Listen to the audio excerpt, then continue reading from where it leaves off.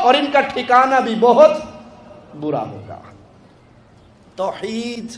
وہ عظیم نعمت ہے جس کو سمجھنے کے بعد انسان جہنم کی آگ سے اپنے آپ کو بچا لیتا ہے۔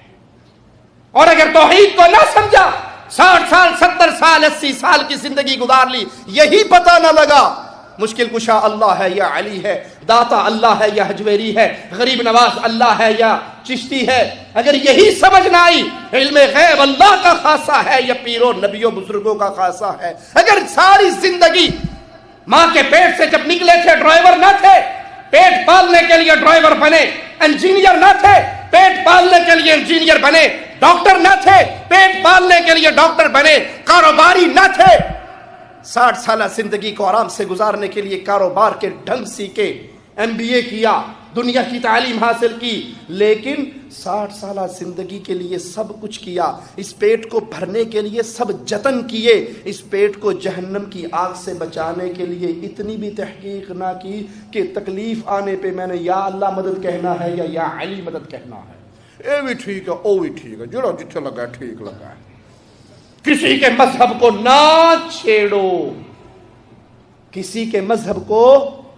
بولو نہ چھیڑو، اپنے مذہب کو نہ چھوڑو۔ یہ ابو طالب کا دین تھا، محمد رسول اللہ کا دین نہ تھا۔ ہم چھیڑ رہے ہیں، اغیار کے مذہب پہ انگلیاں اٹھا رہے ہیں،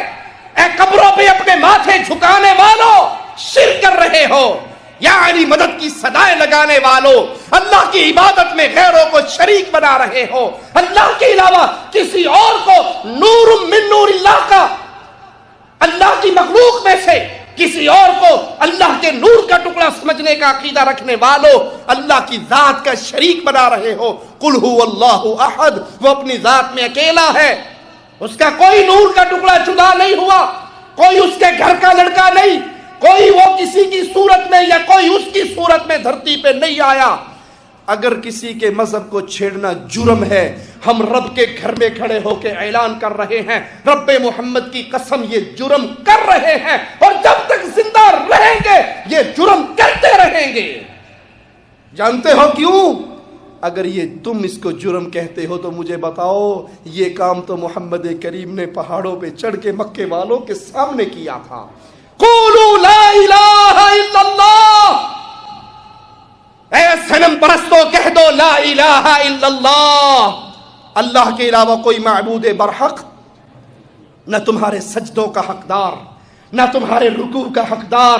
نہ تمہاری نظر و نیاز کا حقدار، نہ تمہاری عبادتوں کا حقدار، نہ تمہارے خوف امید بھروسے توکل کا حقدار، لا الہ الا اللہ۔ اگر کسی کے مذہب کو چھیڑنا جرم تھا تو مجھے بتاؤ مصطفیٰ نے اہل مکہ کے سامنے کیا کہا تھا؟ جب کفار مکہ نے آ کر جماعت بنا کر ابو طالب سے یہ مطالبہ کیا تھا اپنے بھتیجے کو روک لے یا درمیان میں سے ہٹ جا، ابو طالب کی آنکھوں میں آنسو آئے تھے، کہا تھا بھتیجے چاچا بوڑھا ہو گیا ہے، میرے کندھوں پہ اتنا بوجھ نہ ڈال جس کو میں اٹھا نہ سکوں، تیری قوم کہتی ہے یا تو ہمارے خداؤں کو برا کہنا چھوڑ دے یا پھر میں بیچ میں سے نکل جاؤں۔ پیارے حبیب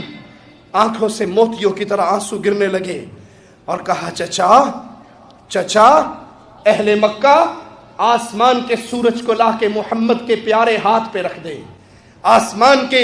رات کو چمکتے ہوئے چاند کو لا کے مصطفیٰ کے ہاتھ پہ رکھ دے، یہ انہونا کام کر بھی گزرے میں رب کی توحید کی دعوت سے باز نہیں آ سکتا۔ ارے جس دعوت کی بنیاد کے اندر محمد کا پیارا پسینہ گرا صلی اللہ علیہ وسلم، جس دعوت کی بنیاد میں قولوا لا الہ الا اللہ کی مبارک تحریک میں محمد کا مبارک پاکیزہ پیارا خون طائف کی دھرتی پہ گرا، رب محمد کی قسم اہل حدیث کا ادنا سا طالب علم اور خادم اہل حدیث کا اعلان کرتا ہے جب تک اہل الحدیث کا ایک بچہ بھی زندہ رہے گا ہم اس تحریک کو اپنے لہو سے گرماتے رہیں گے۔ تم مار سکتے ہو مار دو، ہمارے سامنے ہے احسان الہی ظہیر کا بموں سے زخمی جسم، اور یہ تنہا احسان الہی نہیں ہے، یہ تنہا احسان الہی نہیں ہے، ہمارے سامنے ہے امیر حمزہ کا کٹا پھٹا ہوا لاشا ہمارے سامنے ہے. پیارے حبیب کی مبارک پاکیزہ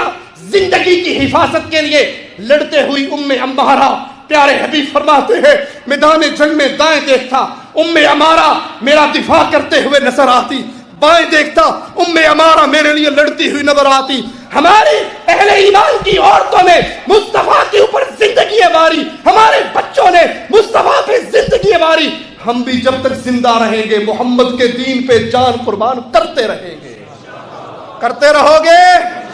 ہاتھ اٹھا کے وعدہ کرو کرتے رہو گے؟ اہل شرک کو پیغام دیتے رہو گے؟ سجدوں کا حقدار اللہ، سجدوں کا حقدار، عبادت کا حقدار اللہ کی عبادت میں کسی اور کو شریک ہونے نہیں دیں گے.